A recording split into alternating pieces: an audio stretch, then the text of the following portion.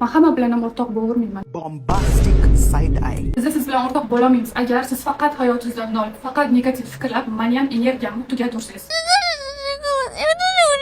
Biz siz bilan o'rtoq bo'la olmaymiz agar siz boshqa bir odam bilan o'z manfaatlaringiz uchun o'rtoq bo'ladigan bo'lsangiz. Allohim bismillah. Uni finansviy sostoyaniyasi, mashinasi, uyi, puli, Instagramda qancha odami borligiga qarab.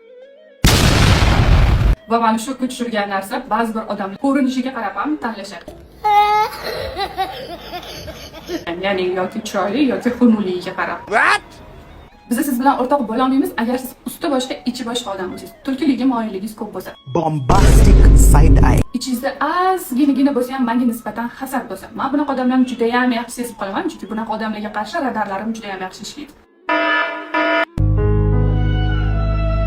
Biz siz bilan o'rtoq bo'la olmaymiz agar siz hamma temada o'zingizga aqlli, har bitta temada aql o'rgatishim kerak deb biladigan, kibrli, maqtanchoq, faqat o'zim gapirishim kerak deb o'ylaydi. Boshqalarni eshitishni bilmaydigan odam bo'lsangiz. Страшно, очень страшно. Мы не знаем, что это такое. Если бы мы знали, что это такое, мы не знаем, что это такое.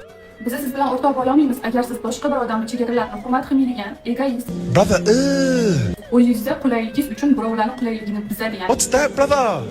butun dunyo sizni atrofingizda aylanishi kerak deb o'ylaydigan odam turiga kirsangiz. Biz siz bilan o'rtoq bo'la olmaymiz agar siz faqat g'iybat, faqat birovlarning hayoti bilan qiziqib, nima yeyapti, nima kiyyapti, nima ijodi, qayerga ketadi, qayerga boradi, shu narsalar bilan mashg'ul inson bo'lsangiz. Biz siz bilan o'rtoq bo'la olmaymiz agar siz yangi narsalarni o'qish, o'rganish, o'z ustingizda ishlashga harakat qilmasangiz.